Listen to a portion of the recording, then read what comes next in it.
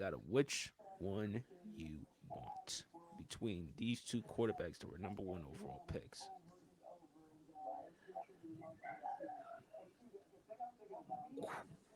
Ha! Oh, wow. Mm. Mm-hmm. Wow. This is tough. Yeah. This is Anybody who wants to disgusting. go?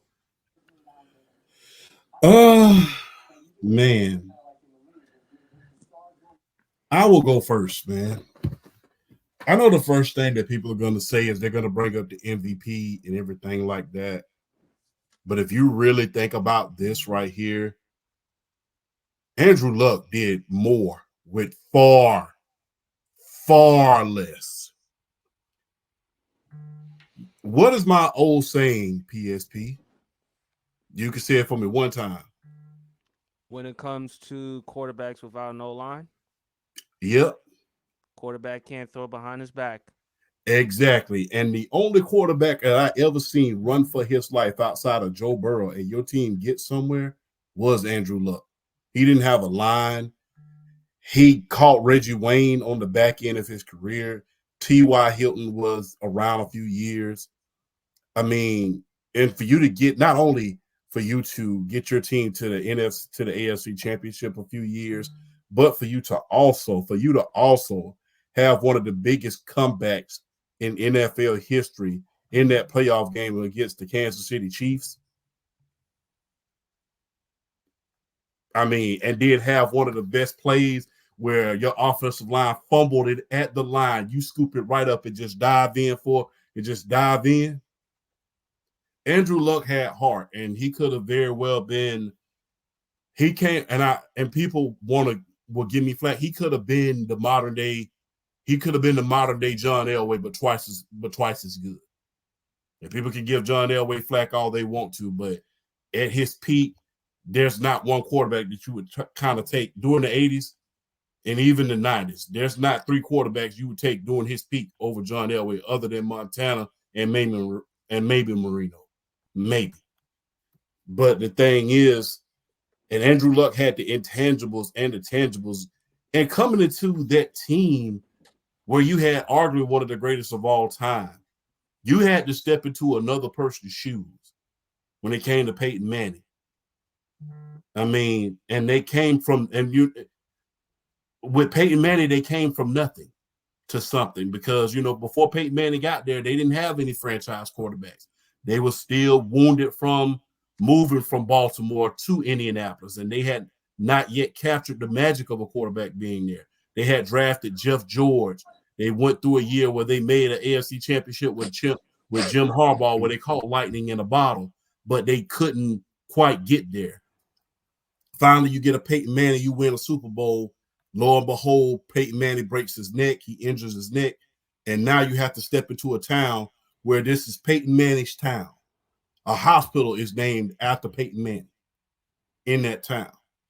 And for you to have to come into that right there with less than half the talent, being the number one overall pick, that's nothing short of amazing. And I only hope, and this is my biggest fear for Joe Burrow, I wish that the Indianapolis Colts could have protected Andrew Luck better because we could have very well seen him be the greatest of all time. He had that type of ability. No disrespect to the great Cam Newton, but all the pressure was on Andrew Luck. Coming into Peyton Manning's town, Peyton Manning won a Super Bowl. You don't have the caliber of talent that Peyton Manning had during his peak years. You don't have a Marvin Harrison. You don't have an Edgerrin James. You don't have a Marshall Faulk. You don't have a Dallas Clark. You don't have those guys. For you to, and then on top of that, you don't even have an offensive line. Mm-hmm. Andrew Luck got sacked more times than Derek Carr. Let that sink in. Andrew Luck got sacked more times than Derek Carr did when he played for the Houston Texans when they were an expansion franchise in 2002. Mm-hmm. And for you to come in with nothing at the helm, you to come in, you didn't even have Tony Dungy. You didn't have a luxury of having a Hall of Fame coach. You didn't have the luxury of having the Hall of Fame general manager, because remember, Bill Polian, Tony Dungy, they were gone. Right. So You for have you, you had Chuck Pagano, you had Choke and then he Pagano. was going through leukemia at the time, Yes. and then And Bruce he's a Arians came. defensive coach. Yep, He's a defensive coach. He's not an offensive coach defensive coach. like a Bruce Jim Arians, Colwell was. yeah, and Bruce Arians came in. He was the offensive coordinator at the time for Mm-hmm. the Indianapolis Colts that stepped in. Yes, indeed. And 3 consecutive 11-5 seasons in his first 3 years as a starter. Mm-hmm. With no line. Right. That was special. No disrespect to Cam Newton. I know that he won the MVP, had a magical season, but Took his team to the Super Bowl. took his team to a Super Bowl. But there was no. You talk about coming into a situation where you have to step into another person's shoes, replace a legend, and you don't have not 1/3 of the talent that the legend himself had, and you have to continue the tradition of winning, just like the Hall of Famer that you're replacing had, and you did. The only thing you didn't do was win a Super Bowl. Yeah. I'm taking Andrew Luck. Grant? Well, use Oh, my language, but shit. Yeah, I was going to make an argument for Cam Newton, but Cam just made. But he's not wrong. Everything I think, looking on it, really, I loved Cam Newton. He literally went into a situation. He took Ted Ginn and Fred Dungy to the Super Bowl. And the prime MVP season he had was arguably incredible. But I think about it a little more, and you look at what Andrew Luck had. I remember that playoff game against the Chiefs where he literally, when he had that pass to T.Y. Hilton, just that clean pass that kept the game and tie the game. I don't think a lot of people really understand how good he was. And when we look at it, I always, one of the biggest things we see in the NFL is like the what ifs. What if, there's a multitude of questions. And I think one of the biggest ones for me is what if Andrew Luck got protected better? Because imagine if he was able to have more protection and didn't get hurt as much. We could have been having talks about this dude in conversations of some of the best quarterbacks ever. And I'm not trying to disrespect Cam, but when I look at what Cam did at Carolina, it's crazy. And the fact of what he was able to do, because even talking about his prime MVP season, like, my goodness, like, you want to talk about a man on like some form of drug, that's what Cam Newton was doing that season. But I'm going to be honest with you. If I was going to pick Cam, but Champ convinced me, and after thinking about it, you got to take Andrew Luck, because if he had stayed healthy, Lord knows what he could have accomplished in the NFL, especially with the situation he was in and how it was like just ruins around him. He was able to rise above that and play at the level he did. And I just think that's the most impressive thing I've ever seen. So I would have to take Andrew Luck. Brandon? yeah. I'm gonna go Andrew Luck. I mean, shout out to Cam Newton though, cause his situation. I mean, Kelvin Benjamin, like, come on, bro. Like, although he had Greg Olsen, Jonathan Stewart, and then Cam Newton was the leader of that offense. His impact was insane. He was literally the running game.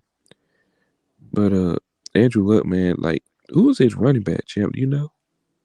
Oh, I remember. Remember they traded They traded for to Trent get Trent Richardson. Richardson, and that was one of the worst trades. But the mistake that the Colts made, that was on Grigson, because instead of giving Andrew Luck an offensive line to begin with at first, he decided to give him some weapons. And T.Y. Hilton was a good weapon. No, not mad at that. But when you get a franchise caliber quarterback like Andrew Luck, O-line first, because you got to protect your quarterback at the end of the day. And then I would surround him with wide receivers and then tight ends later on in the draft. Oh yeah, but yeah, his situation was that. I mean, besides T.Y. Hilton, like, um, Andrew Luck really didn't have nobody, and he was really him, man. He was like one of the. He's probably like top 5 what if quarterbacks of all time. Like for real, for real. I was gonna say Andrew Luck, but I'm gonna say Cam. And the reason why I'm gonna say Cam is this: no disrespect to Andrew Luck. I think Andrew Luck would have been great in any era. I just think Grigson and Jim Irsay sabotaged the career, and Grigson's ego just got too out of control, and I think Jim Irsay was just too damn complacent. When I look at Cam's situation, coming out of college, he revolutionized. I think arguably Cam is the greatest college football player, although he only did it for like 1 year. You won't find a more dominant college football season than Cam Newton did in 2010 back in Auburn. Mm-hmm. Coming out of the draft, it was either him or Blaine Gabbert out of Missouri. Cam had a lot of character concerns, questions coming out. Remember him and his father, Cecil Newton, the play-for-play scandal during the time when Auburn had that undefeated season.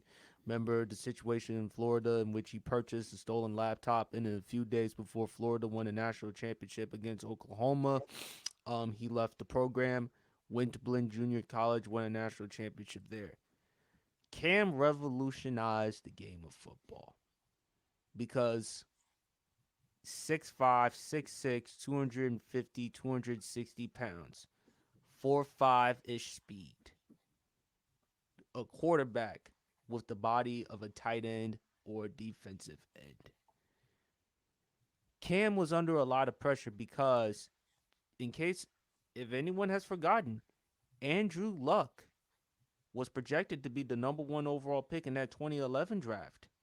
He decided to stay another year at Stanford because Andrew Luck, remember, correct me if I'm wrong, Shaq, wasn't he majoring in architecture at the time? I know he had a fascination for architecture. Mm-hmm. And Yeah, it was like something like that. right. And he's from Houston, Texas. His father, Oliver, I think somewhere around the XFL. Mm-hmm. And so he He was the comes from commissioner. money. Yeah, comes from money.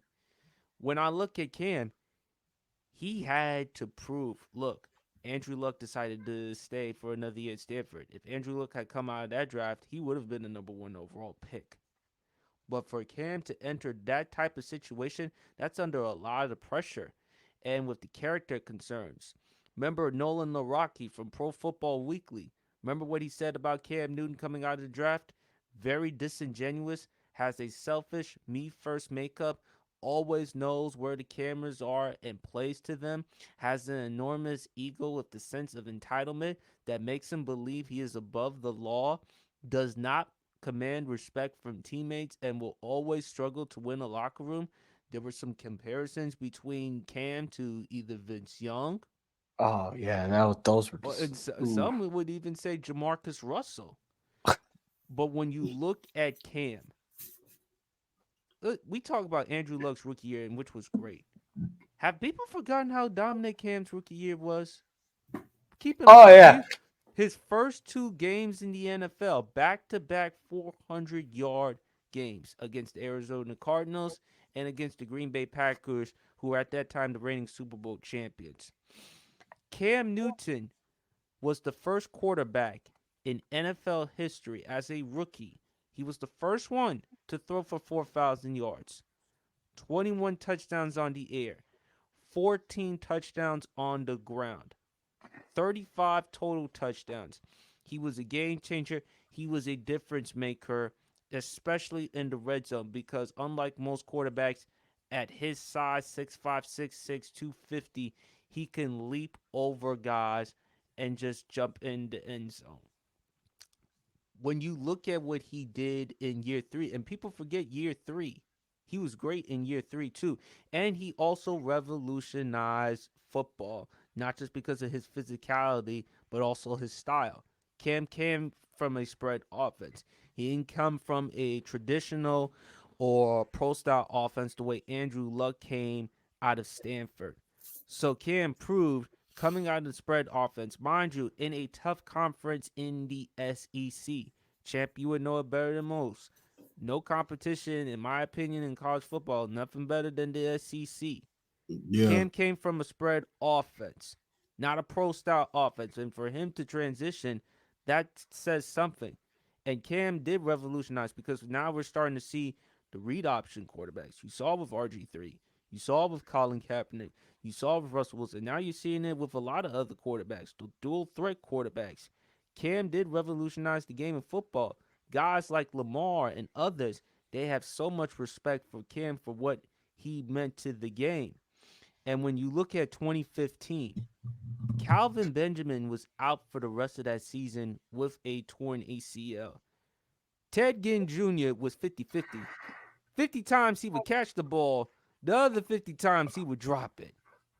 You also had Jericho Cotchery on that team. The most reliable weapon that they had outside of Jonathan Stewart was Greg Olsen, who was consistent, who was reliable, who can make acrobatic catches, who was Cam Newton's security target. Cam brought something to the table with his passing. I thought Cam was an underrated passer. Accuracy was never his forte because a lot of times he threw off his back foot, but dude had a cannon of an arm, could make wild-like throws, and also with the running ability.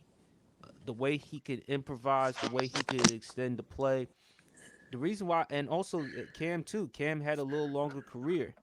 And if Cam didn't suffer that type of punishment as well, we talk about Andrew Luck's punishment.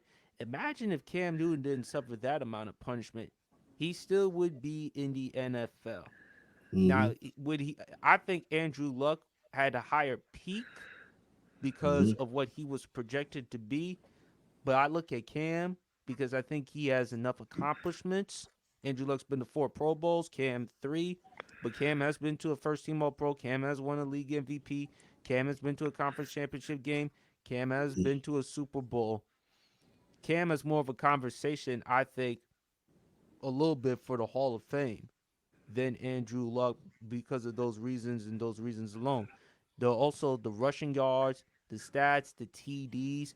At one point before Josh Allen, he had the record for the most rushing touchdowns by a quarterback in a season. Correct me if I'm wrong, Chat. Maybe I could be wrong or right. Yeah, he did because he broke Steve Grogan's record from the New England Patriots. Right. And when I look at Cam, the dynamic, the swag and stuff, he had a lot of pressure. People keep forgetting that.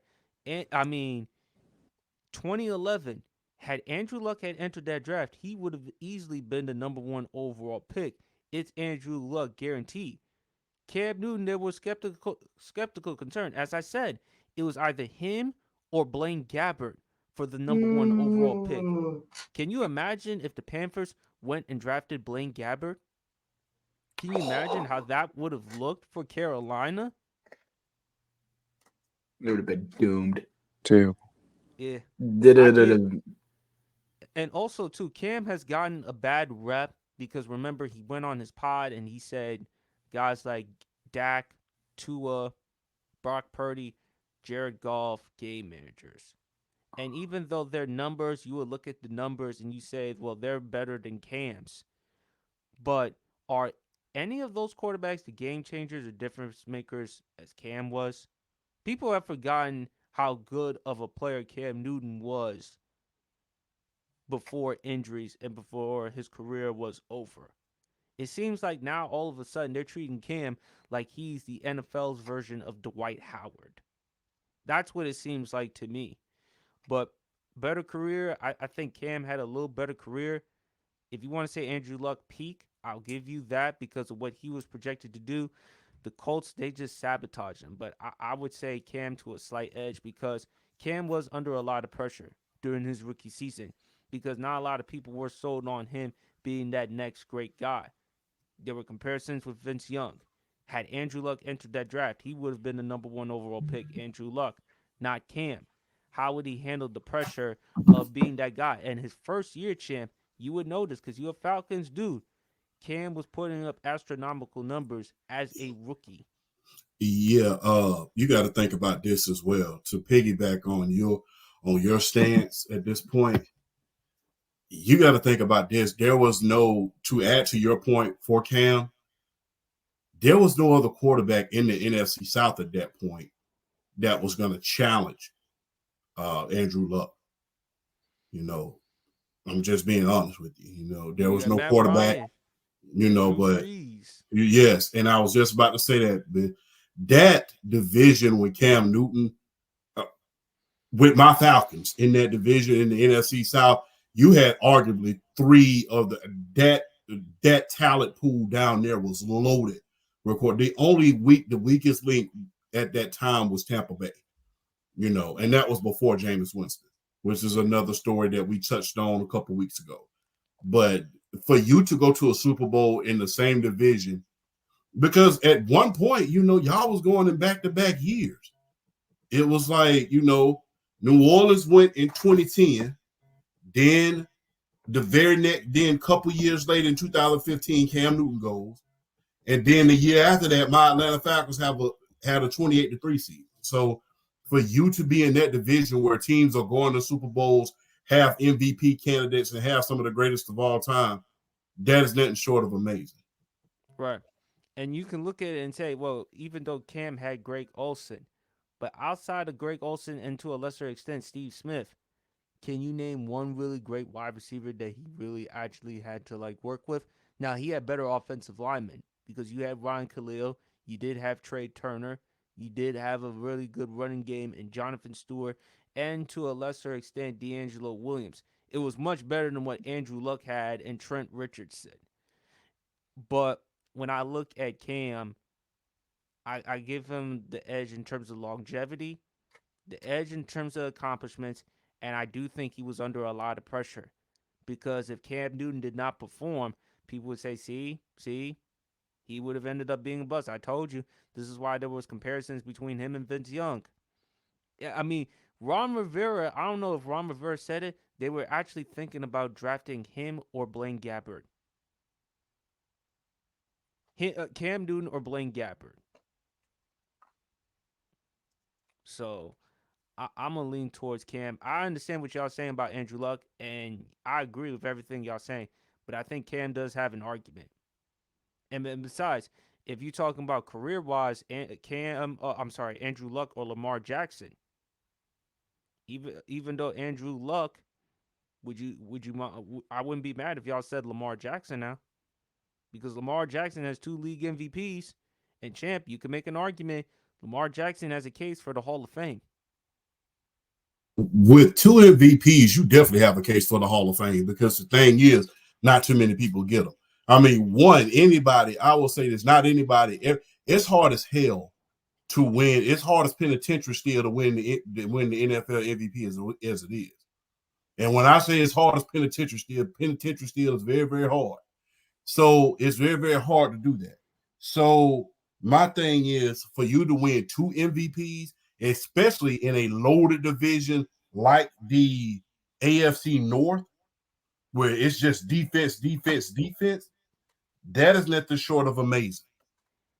And the style of play in which you do it.